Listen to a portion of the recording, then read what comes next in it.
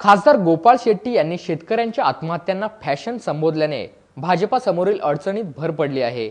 यावर शेतकऱ्यांच्या प्रश्नावर भाजपाचे नेते किती असंवेदनशील आहेत याचा हा पुरावा असल्याची टीका काँग्रेसकडून करण्यात आली आहे। सभी जो आत्महत्याएं होती है वो बेरोजगारी की वजह से या तो भूखमरी की वजह से ही होता है, ऐसा भी नहीं है। एक फैशन चल रहा है, एक ट्रेंड चल रहा है, एक फैशन चल रहा है, एक ट्रेंड चल रहा है। महाराष्ट्र सरकार अगर 5 लाख दे रही है तो दूसरा एक सरकार बाजू के लोग 7 लाख दे रहे हैं, कोई 8 लाख दे रहे हैं। कंपटीशन इन दिनों में हो रहा है किसानों को पैसा देने में। नेत्यांनी केलेल्या बेधडक विधानामुळे भाजपाला आज पुन्हा एकदा टीकेचा भडीमार सहन करावा लागला आहे। पक्षाचे खासदार गोपाळ शेट्टी यांनी शेतकऱ्यांच्या आत्महत्यांना फॅशन संबोधल्याने पक्षासमोरील अडचणीत भर पडली आहे। किसानों की आत्महत्या को रोकने का प्रयास हमारे महाराष्ट्र के मुख्यमंत्री कर रहे हैं। मैं फिर एक बार आपको बताऊं, जो कार्यक्रम आज यहाँ पर है, इनोवेशन के माध्यम से हम लोग बात कर रहे हैं। आप कितना भी करेंगे तो घूम फिर कर हमको मूल जो हमारे पूर्वजों ने किया है वहाँ पर हमको जाना ही है। टेक्निक और टेक्नोलॉजी के ज़माने में उस तरह से हम बिहेव करेंगे।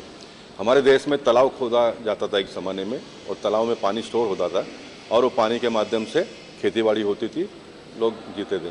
साहब, देश में टेक्निक आ गया, टेक्नोलॉजी आ गया, पैसा आ गया, एजुकेशन आ गया, फिर किसान आत्महत्या क्यों करते हैं?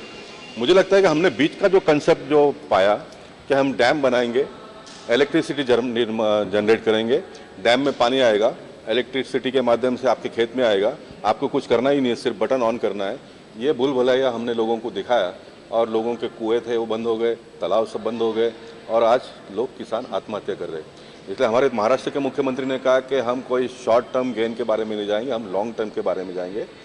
पहले ही साल में महाराष्ट्र के 300 करोड़ से भी ज़्यादा लोगों ने डोनेशन के माध्यम से पैसा दिया लोगों को, और ये 300 करोड़ रुपया उन्होंने जल शिवार योजना में लगाया है। व्हाट इज जल शिवार योजना? गांव-गांव में तालाब खोदो, उसमें पानी स्टोर करो, उसके माध्यम से हम लोगों को पानी देंगे। देखिए, हम भारत देश के लोग संस्कृति और सभ्यता को मानने वाले लोग हैं। आप डैम के माध्यम से, इलेक्ट्रिसिटी के माध्यम से खेत में तो पानी पहुंचाएंगे, लेकिन इस देश के लोगों ने कभी सोचा ही नहीं कि पशु और पक्षियों को भी पानी लगता है। साहब, ये 15-20 साल के गैप में कितने पशु पक्षी बिगर पानी के मर गए। इन सारे लोगों का पाप तो आपको और मुझे ही झेलना है ना, तो ये थोड़ा पीरियड हमको और संभालना पड़ेगा।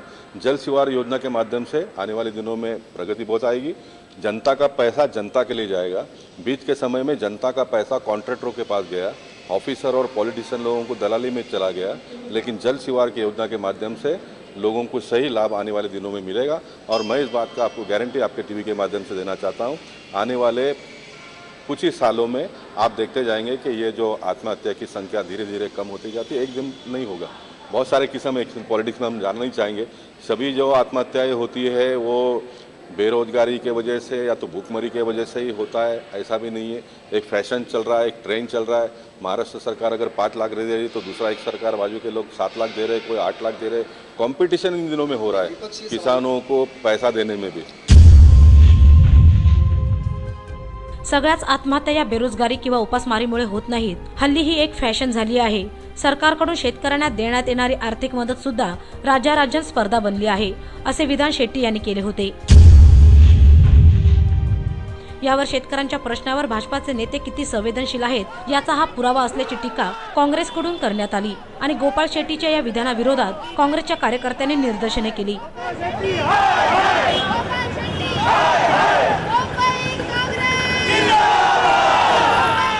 यानंतर आपल्या विधानाचा विपर्यास करण्यात आल्याचा दावा गोपाळ शेट्टी यांनी केला आहे। पण गोपाळ शेट्टीच्या अशा वक्तव्यामुळे शेतकरी तर दुखावला आहेच, पण विरोधकांनीही गोपाळ शेट्टींवर कडकडून टीका केली। इस्तीफा दो, इस्तीफा दो, गोपाळ शेट्टी इस्तीफा दो, इस्तीफा दो।